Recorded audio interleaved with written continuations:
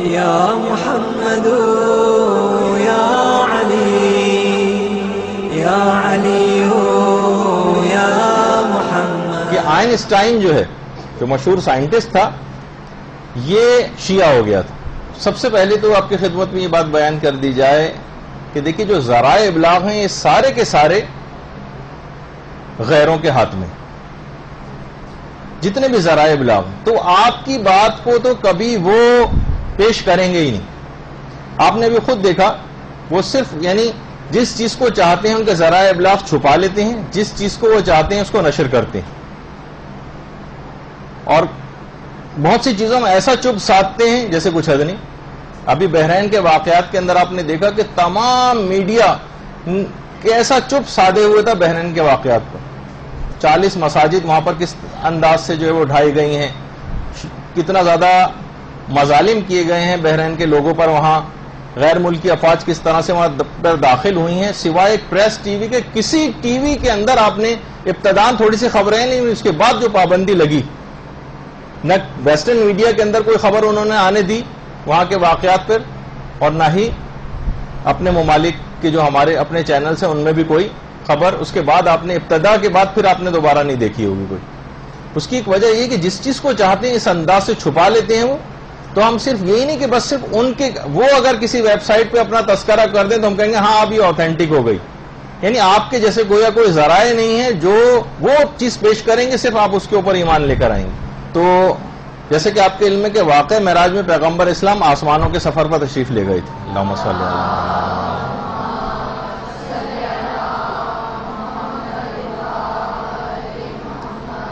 اور واپس بھی سفر کر کے وہاں سے واپس آ گئے، اور پانی جو گر رہا تھا وہ ویسے گر ہی رہا تھا کہ پیغمبر آسمانوں کے سفر سے واپس بھی آ گئے. جو اس کی تھیوری آف ریلیٹیوٹی تھی آئنسٹائن کی. تو اس زمانے کے جو مرجع تھے آیت اللہ حسین بروجردی، آیت اللہ حسین بروجردی جو اس زمانے میں مرجع تھے، آئنسٹائن نے ان سے باقاعدہ خط و کتابت کی. جب اس کو یہ بات پتہ چلی کہ شیعہ مذہب میں کچھ ایسی احادیث ہیں جس سے ثابت ہوتا ہے کہ پیغمبر اتنی تیز رفتاری کے ساتھ گئے اور واپس بھی آ گئے، جو اس کی تھیوری سے سازگار تھی. یعنی شیعہ اس لحاظ سے معراج جسمانی کے بھی قائل ہیں اور معاد جسمانی کے بھی قائل ہیں جو آخرت میں وہ ہوگی. تو کچھ ایسی روایات ہیں کہ جس میں واقع معراج جو آپ نے تفصیل سے سنا ہوا ہے، اس سے اس کی تائید ہوتی تھی کہ پیغمبر مسجد الحرام سے مسجد الاقصی، اس کے بعد پھر آسمانوں کے سفر پر تشریف لے گئے. تو اس کی جو اپنی تھیوری تھی E=mc²، اس سے اس کی تائید ہوتی تھی. تو آئنسٹائن نے کچھ خطوط لکھے آیت اللہ حسین بروجردی، اور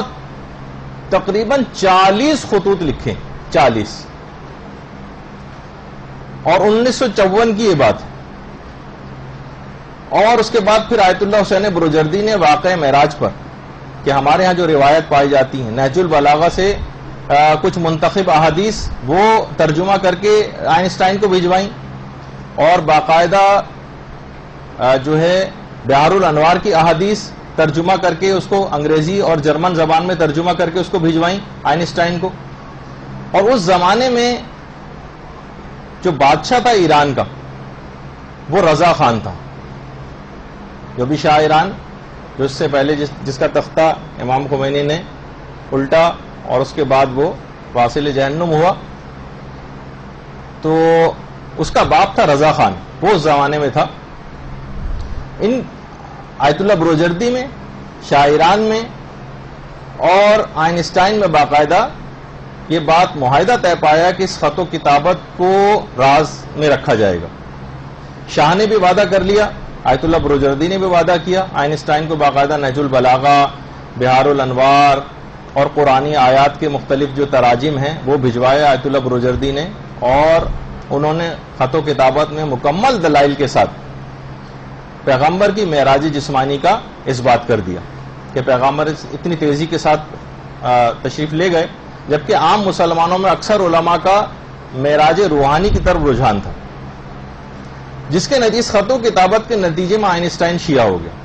مگر اس نے آیت اللہ بروجردی سے باقاعدہ درخواست کی کہ میرے اس عقیدے کو تبدیل جو میں نے کیا ہے اس کو صیغہ راضی میں اب بھی رکھا جائے، کیونکہ مجھے قوی امید ہے کہ اگر یہ ڈسکلوز ہو گئی یہ بات تو یہودی مجھے قتل کر دیں گے، کیونکہ آئنسٹائن بھی یہودی تھا، جرمن تھا، تو کہا کہ مجھے یہودی قتل کر دیں گے، اس وجہ سے یہ بات کسی کو بیان نہ کی جائے۔ یہودی بہت سارے معاملات میں انتہا سے زیادہ آپ کو پتہ ہے کہ وہ کس انداز سے سخت ہوتے ہیں، اور ان خطوط میں آیت اللہ بروجردی کو جگہ جگہ اس نے دا گریٹ بروجردی کہہ کے مخاطب کیا ان خطوط کے اندر۔ اور بہرحال پوری روداد اور پوری تفصیل اس بات کی جو اس کا یہ نظریہ بنا تھا، اس پہ اس نے ایک مونوگراف لکھا تھا 1954 آئنسٹائن نے، اور جس کا نام رکھا تھا اس نے ڈیکلیریشن یا اسٹیٹمنٹ۔ یہ جرمنی زبان میں لکھا گیا تھا، اس کو صحیح طور پر میں شاید پروناؤنس بھی نہیں کر سکوں، ڈی ایرکلیرنگ یا کوئی بھی اس طرح سے اس کے کوئی خاص پروناؤنس، یہ جرمن زبان میں لکھا ہو، لیکن انگریزی میں اس کو ڈیکلیریشن یا مثلا اسٹیٹمنٹ جو کہا جائے، یہ اس نے اپنا آخری اسٹیٹمنٹ جو ہے اس نام سے، یہ آئنسٹائن کی سب سے آخری تحریر ہے جس میں اس نے یہ بات، اس نے اس مونوگراف میں تمام قرآنی آیات کو کوٹ کیا ہے، امیر المومنین کے نہج البلاغہ کے خطبوں کو جو ہے کوٹ کیا ہے، اور احادیث اس نے ساری کوٹ کی ہیں، اور اپنے اس آخری اسٹیٹمنٹ میں آئنسٹائن نے اسلام کو ایک پرفیکٹ مذہب قرار دیا، اور اللہم صلی علی محمد و آل محمد،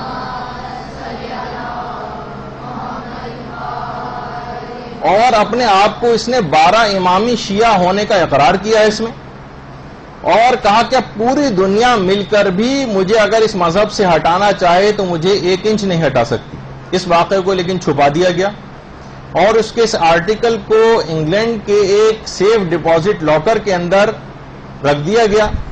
اور اس کے بعد اس کی قیمت مقرر کی گئی تھی $30 لاکھ۔ اس زمانے 1954 میں آپ حساب لگائی کہ $30 لاکھ کتنی بڑی رقم ہوگی۔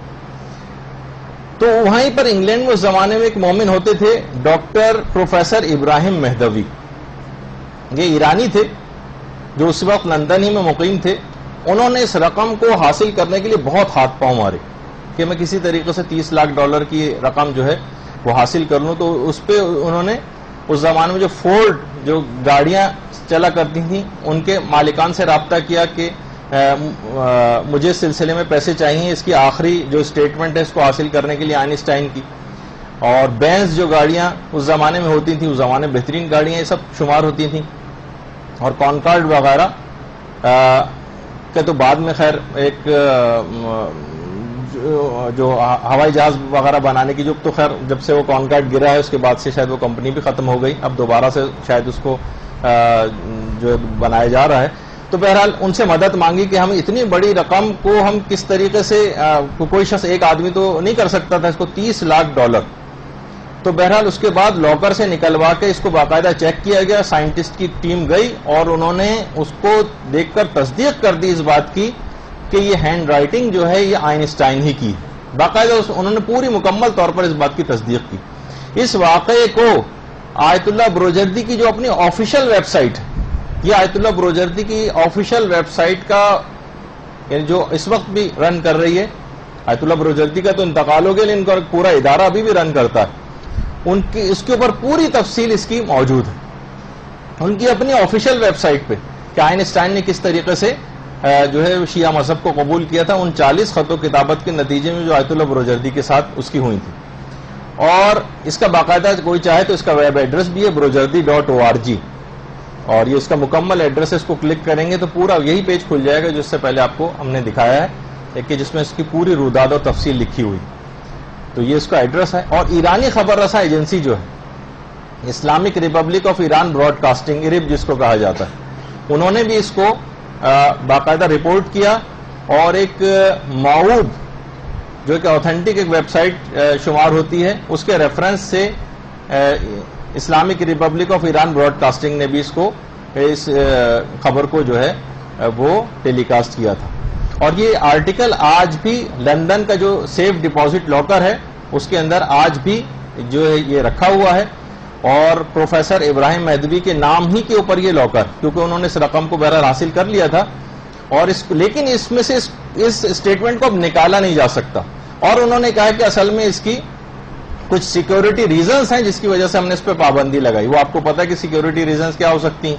کہ ایک بہت دنیا میں ایک تہلکہ مچ جائے گا کہ آئنسٹائن جو اس انداز سے اس نے اس مذہب کو قبول کر لیا تھا تو یہ تو کسی کے بھی مفاد میں بات نہیں ہوتی. تو انہوں نے ایک سیکیورٹی رسک کہہ کر اس کو جو ہے وہ ابھی تک یہ سیف میں ہے. بعض علماء کہتے ہیں براق اصل برق سے بھی مشتق ہے، یعنی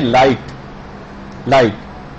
یعنی کوئی بھی آبجیکٹ اگر ویلوسٹی آف لائٹ سے حرکت کرے تو وہ انرجی میں تبدیل ہو جاتا ہے، جو کہ اس کی اپنی اس کا ایک نظریہ تھا. اچھا، اس واقعے کے کہ یہ جو واقعہ یہ جو آئنسٹائن کے شیعہ ہونے کا واقعہ اور ان کے خط و کتابت جو آیت اللہ بروجردی سے ہوئی تھی، اس کے دو گواہ تھے، آیت اللہ علی صافی گل پائگانی اور آیت اللہ لطف اللہ صافی گل پائگانی. یہ دونوں بھائی تھے. علی صافی گل پائگانی جو سیدھے ہاتھ پر ہیں، ان کا تو کچھ ہی عرصے پہلے انتقال ہو گیا. اس واقعے کے یہ دونوں اس وقت آیت اللہ بروجردی کے شاگردوں میں سے تھے، یہ اس کے گواہ ہیں. لیکن اس وقت آیت اللہ لطف اللہ صافی گل پائگانی ابھی بھی حیات ہیں ماشاءاللہ، اور یہ خود اس واقعے کے گواہ ہیں کہ یہ سب اس انداز سے یہ چیزیں ہوئی تھیں. لیکن کیونکہ اس کو صیغہ راز میں رکھنے کا بہرحال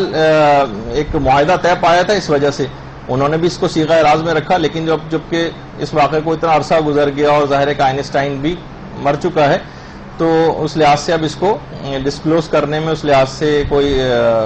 مذائقہ نہیں تھا. تو $30 لاکھ جو تھے، $30 لاکھ میں سے $10 لاکھ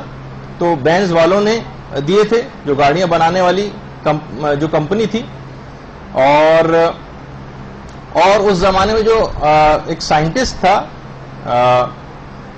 لیوازلی جس کا نام تھا،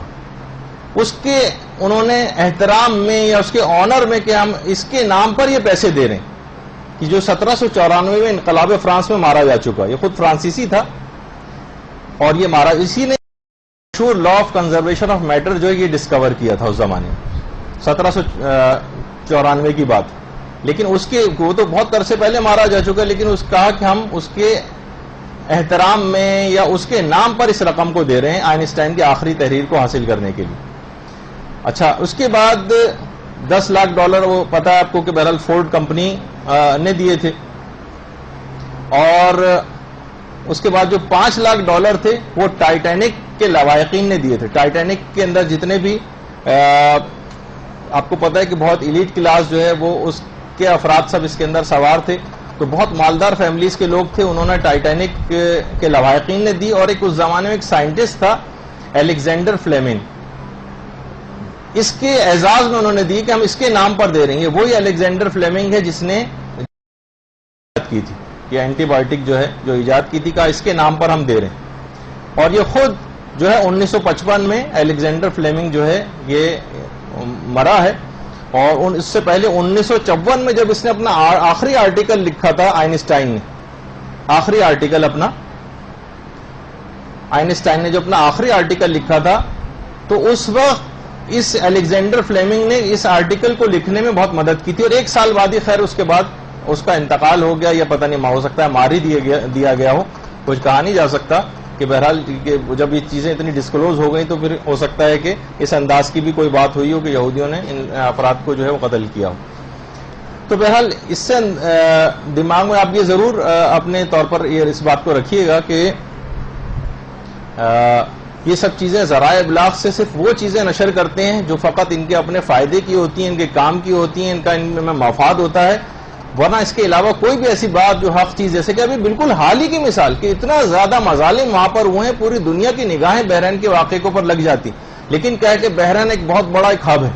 جس طریقے سے دبئی ہے، ساری دنیا کی ٹریڈنگ اور سب کچھ جہاز وہیں پہ اترتے ہیں، وہیں سے جاتے ہیں. تو ایسا نہ ہو کہ لوگ وہاں کے اس سے دل برداشتہ ہو جائیں اور وہاں سے ایئر لائنیں اپنے روٹ کو تبدیل کر لیں اور بہت زیادہ جو مفادات ان کے وابستہ ہیں، اور نہ جانے کتنے مفادات ان مغربی قوتوں کے بحرین سے وابستہ ہیں. تو پوری کوشش کر کے انہوں نے اپنے تئیں اس کو چیز کو دبانے کی کوشش کی، لیکن کسی جگہ کوئی خبر بھی ریلیز نہیں ہونے دی. اس کے بعد آپ کو ایسا لگا جیسے بالکل امن و امان ہو گیا بحرین کے اندر، کچھ بھی نہیں، شاید انہوں نے ہر چیز کو کچل دیا ہو، جبکہ وہاں پہ تحریک ابھی تک ویسے ہی رن کر رہی ہے.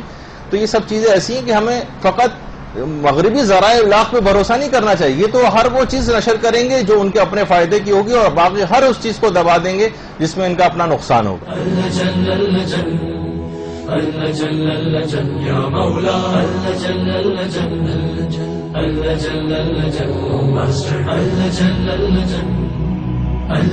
یا صاحب السماء اللجن